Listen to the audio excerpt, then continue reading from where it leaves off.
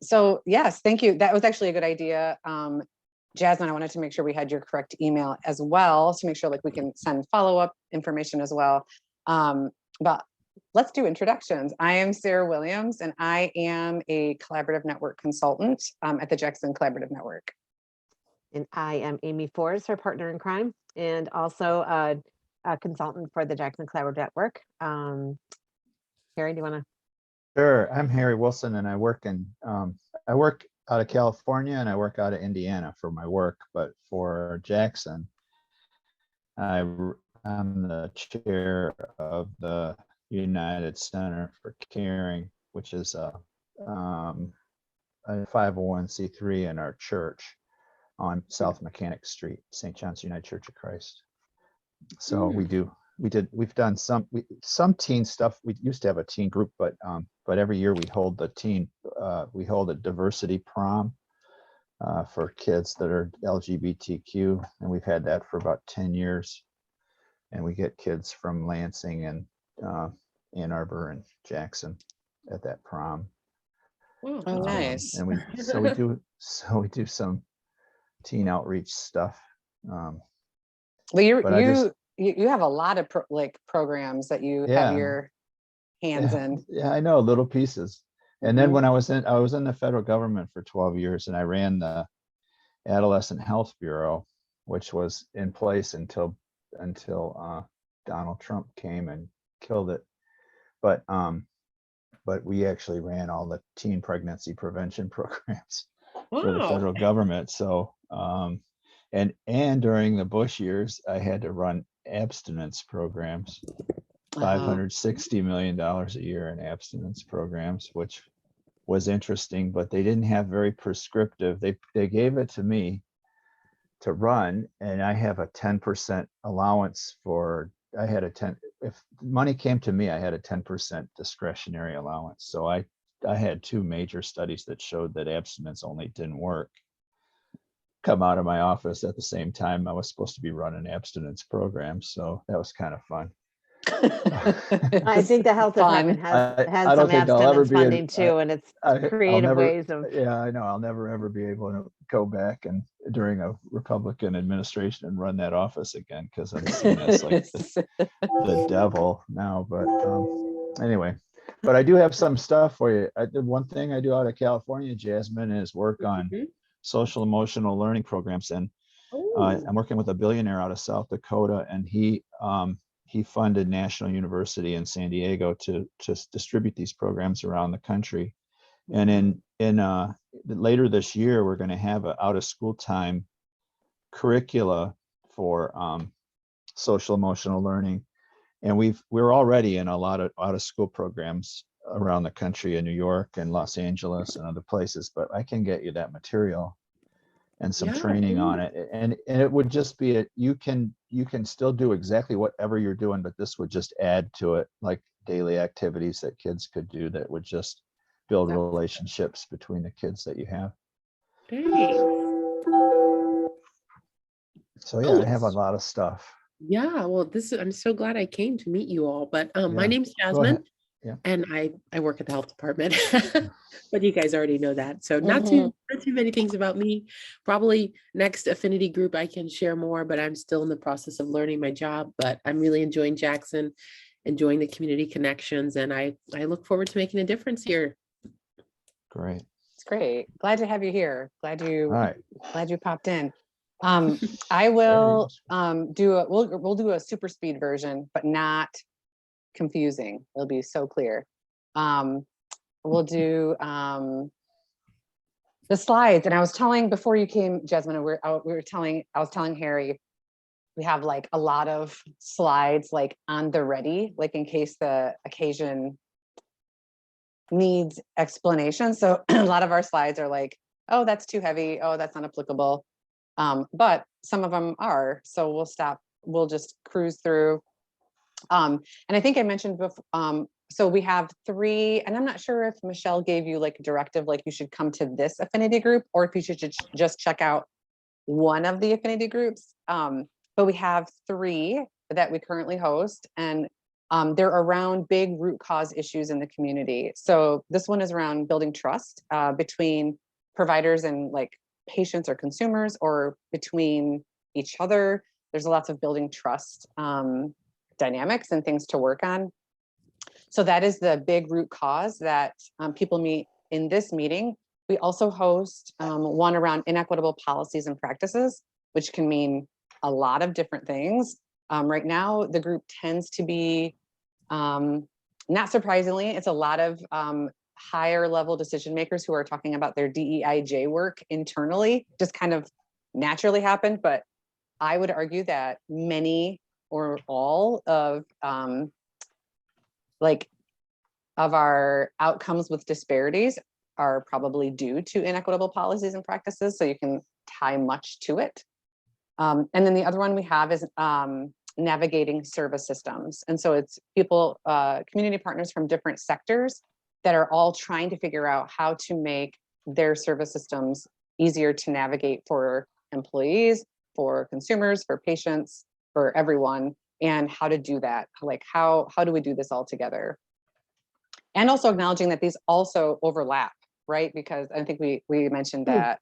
Amy, did you have a thing? Well, yeah, no, I was just going to give Jasmine a little background on and Harry probably knows a lot of it, but so these affinity groups so the Jackson Collaborative Network is a group, is a like anyone in the community that wants to get involved to work on root causes. So previously we had 3 different groups. One was focused on health, one was on education, and one was on financial stability. And they were doing great work in the community, but they were siloed. And we found out that like whatever was going on in health really boiled down to a deeper root cause. It was typically like programming or outreach or something that they were doing. But when it got down to it, it was like, oh, really, it was about community members don't trust, or it was about relationships, or it was about it's too difficult to navigate the system, whether it was in health or education.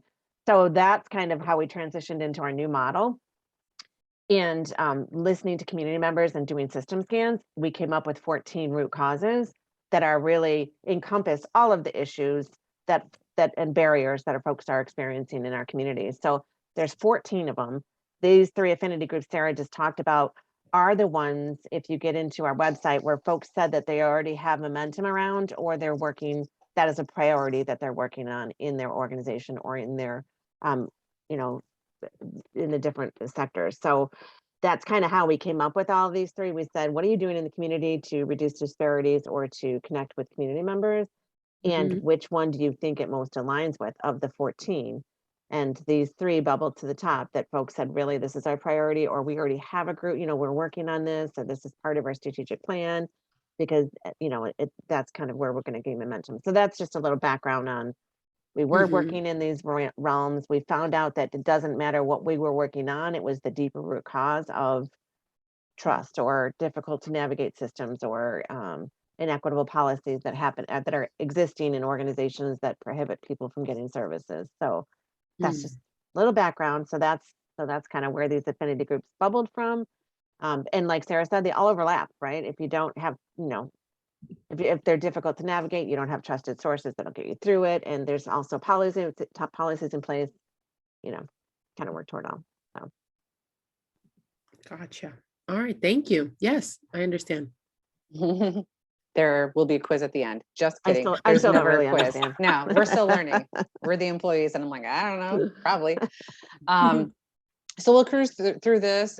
Just a description of the groups. We kind of already touched on it, but really is the goal to connect community partners with each other.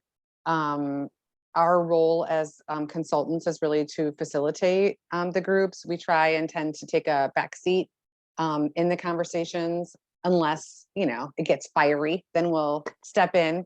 But the idea that our community partners will lead the conversation, and how can we connect that to the bigger root causes that are happening. We hope that by attending the affinity groups that you'll gain knowledge and skills. And a lot of times, like people are doing really good work and maybe it's in programs. And so we try and connect that work to systems work. Like maybe with one extra step, we can make it sustainable, or are you just doing this program here, or are you also trying to like change a system? So we have a lot of emphasis on that without trying to lose people with jargony language. Enhancing connections is that's probably been the biggest thing that's come out of it, which is lovely and delightful. Building relationships with each other, hopefully with us, so that we can move the needle bigger, faster on these big issues. And then of course, tracking and measure progress, because we want to show that all of this matters. A quick group norm we usually have for our groups around having a safe space to say things, even if you might think they're wild, or you might think I don't know if Harry's ever heard of this thing, but I'm going to ask. We would like to set the tone for the group and how we handle it. And these are different ways that you can move to action. So we have a partner profile on one of our little database website areas, and it's a spot that's public facing, but you can see the work that different people in the community are doing. This actually might be helpful for you, Jasmine, especially if you're new to the area. Actually, I did a screenshot. Look at me, because I was referencing it so much. And so this is just a screenshot, and it's like we have, I don't know, maybe 40-ish people, but community partners have put in their name, agency, email, and then like 2 or 3 sentences of the work they're doing. It says systems change work, which might feel like, I don't know, but actually it's just work you're doing in the community. So we know that Marcus at the ISD is working on co-leading trainings on implicit bias, how the bias can affect decisions being made, and then the root cause that is tied to. So this is an opportunity for anyone to go in. You could go in right now and look at this and say like, oh my gosh, I'm actually working on similar work that Brian at Highfields is working on. I'd like to connect with him. The email is there. You don't even need us. But also it helps us know what root causes people are working on in the community. So we base if we launch a 4th affinity group, it will be based on what community partners are saying they're working on. Like, we can count the root causes, and we see that failure to acknowledge bias and lack of equity and respect is rising to the top. Then let's bring people together around that. So this is a partner profile, and it's pretty simple and easy. We'll make sure to send the link out. Harry, I don't know if you did this, if you've done one or not. I think you have, right? I did. Yeah. Yeah. I'm pretty sure. Yeah. I know you well enough to, call you out in a meeting. So I just, Yeah. But Jasmine, we'll give you one more meeting, then we'll be calling you out. But it serves a lot of purposes, and especially I will say too, like if I'm not super familiar with all the things that are happening in Jackson, it's helpful for me to get on and say like, oh my gosh, I didn't realize that like Terry was doing this work around, building trust and transparent relationships, and like maybe Terry would be a good person to contact about this thing, so yeah, that's partner profiles. Affinity group discussions, you are in one right now. Completing action plans, that's like a more personal thing that Amy and I can help community partners with if you need a little help on strengthening strategies or moving strategic plans forward.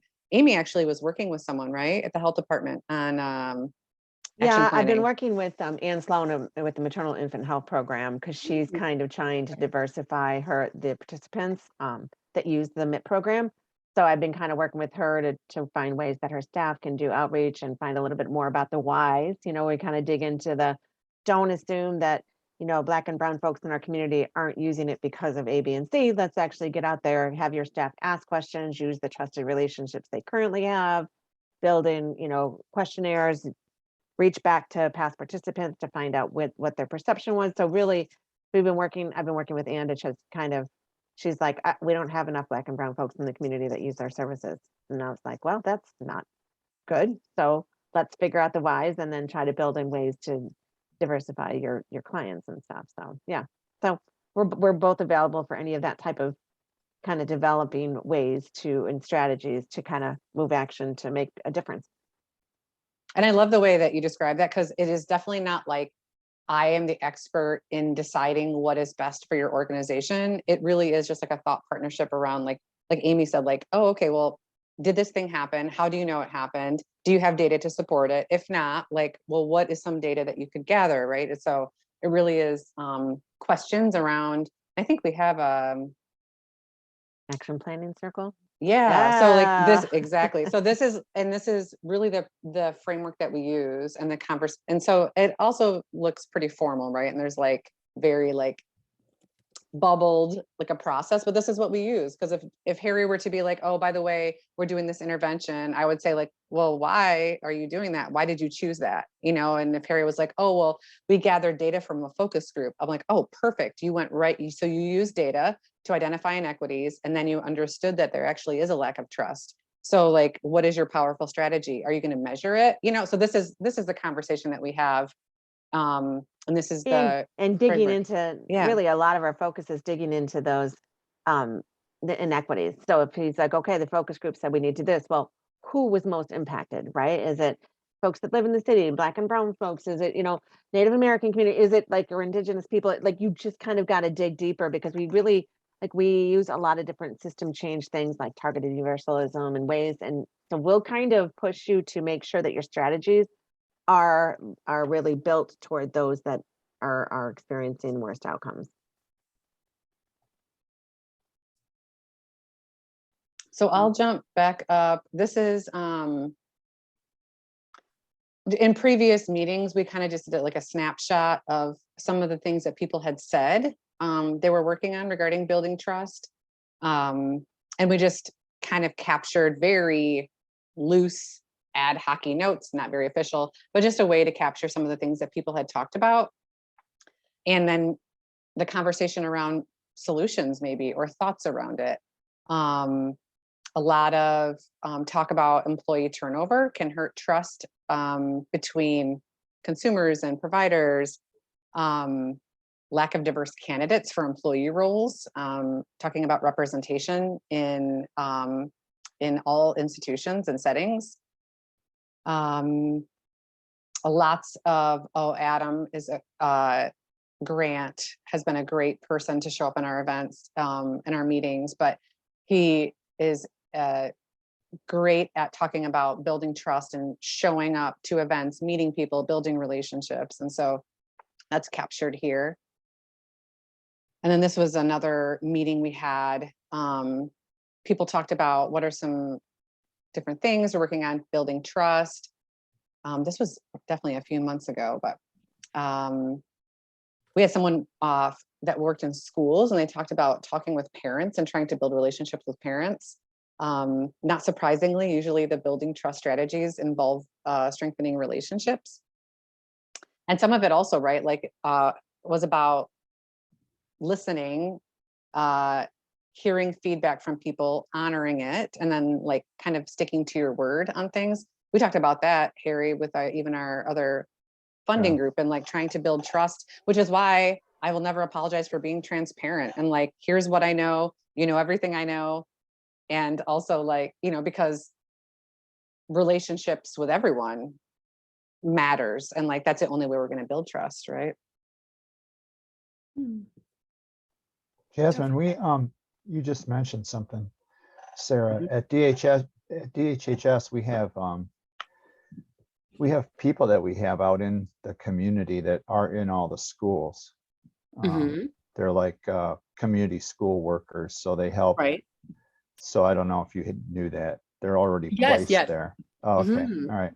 So they would be good allies for you. Thanks.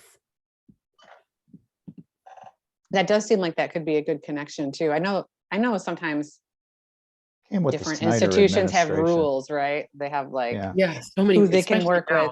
Yeah. But well, I love that idea. It was part of that Snyder administration to try to get workers into places where people that need help are, so they could identify stuff. And it's helped quite a bit, because they do catch kids that you know, are struggling. And we also have Handle with Care in all our schools and all. Have you heard of that, Jasmine?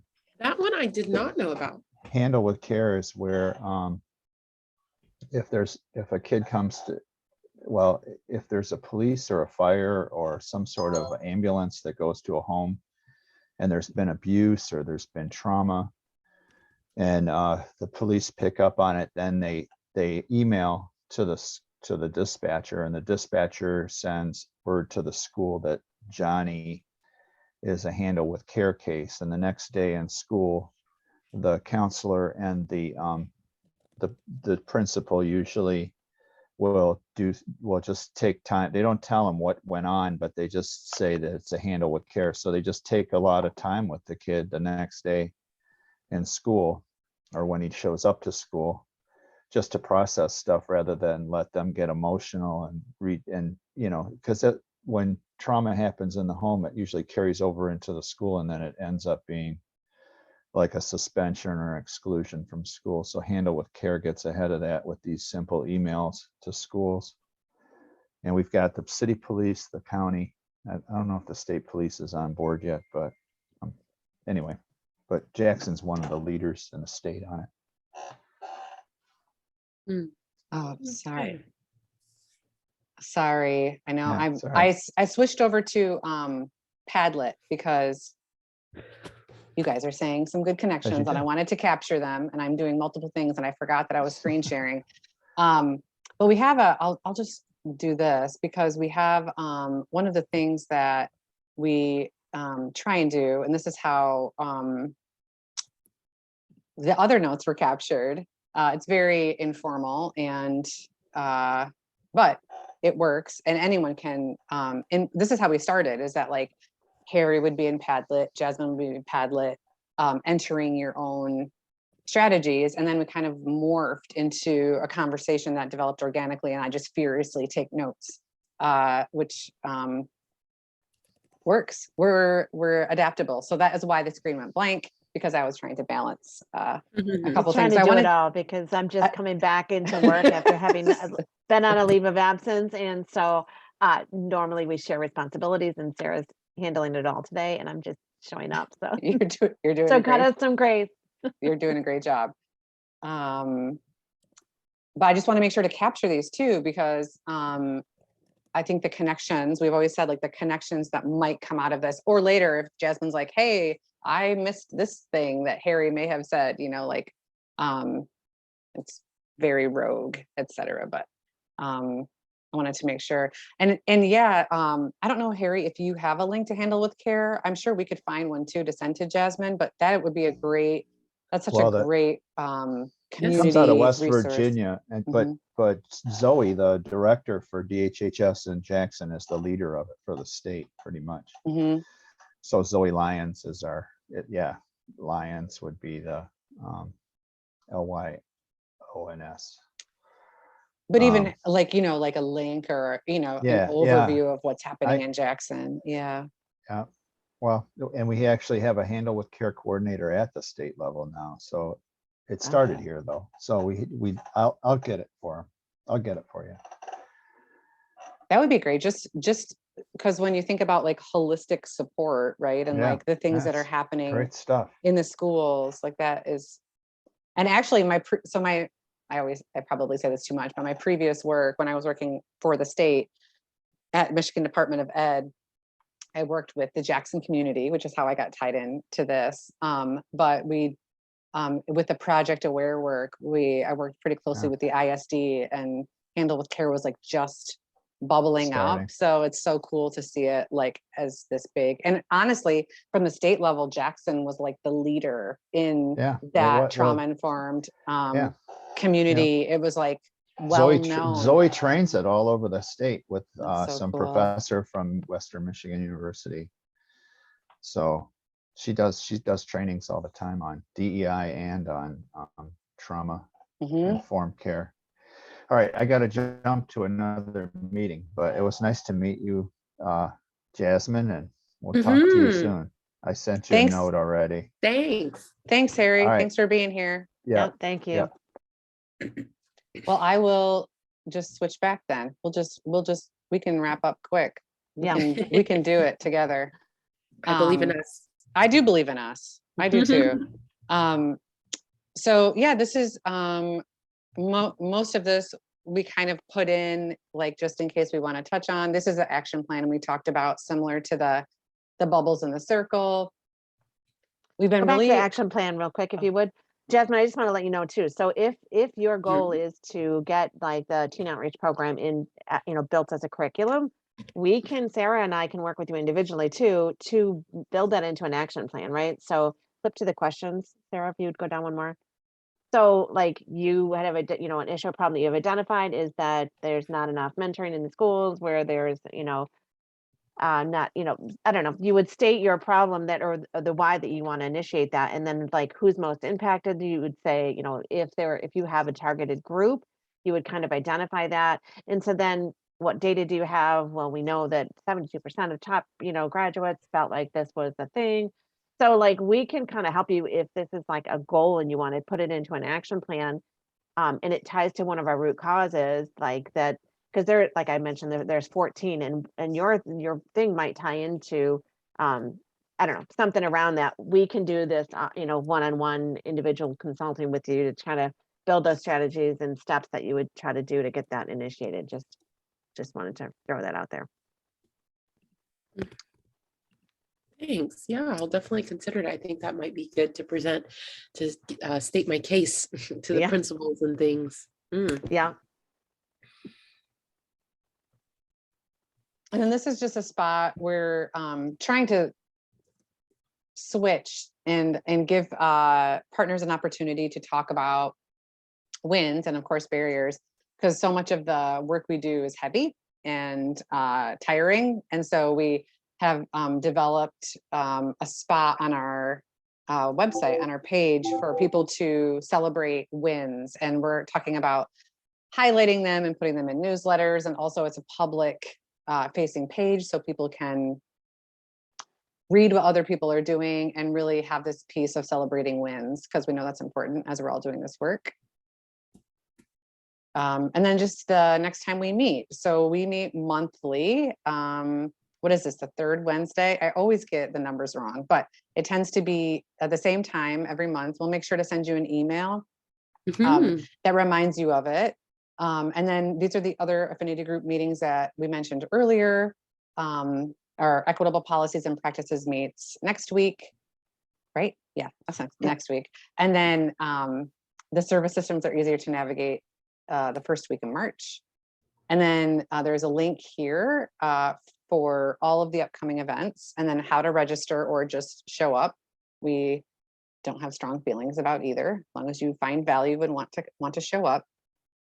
And then our contact information, and hopefully, I mean, we've said it before, but if you have any questions or want to follow up, we are very personable. We're we are very, but we like doing this work, and we like doing it with individuals and groups and everyone. So we'll send this all out to you later, and hopefully the next time you come, there'll be maybe a more robust group, because the conversations are great. I mean, they're great when they're small too, but they are really, they're just very dynamic when you have, a good group of people show up, and you never know who's going to come on each day. So, but are there any questions or anything that you want to cover before we end? No, I don't think so. I just want to know, so the name of this affinity group is This is Building Trust. Building Trust. Got it. Okay. Well, you'll see a lot of different ways, but it's around trust. Right. Okay. So I think I will want to continue to be a part of this affinity group. So you guys will meet every third Wednesday. Yes, at the same time. And then in following this meeting, we'll send an email that has like a link, like thanks for coming, and here are the slides, and then like here's the link for all the upcoming meetings. And then, okay, yes, that's what I want. Yeah, and then if you want to say like I'd like to be a part of these regularly, we can put you on our calendar invite, and then every month it'll be on your calendar, so then you won't forget. So perfect. Yeah, thank you. Good. Great. Well, it was great meeting you. I'm so glad you came today. Great meeting you. Yeah, I'm psyched that you're on, ladies. and it'll be good. And good luck with the storm tomorrow. Yes. Yeah. Yeah, you got this. You can do it. Thanks. All right, All right, thanks, ladies, have a good Jasmine. one. All right, you Mhm. Bye. too. Bye-bye.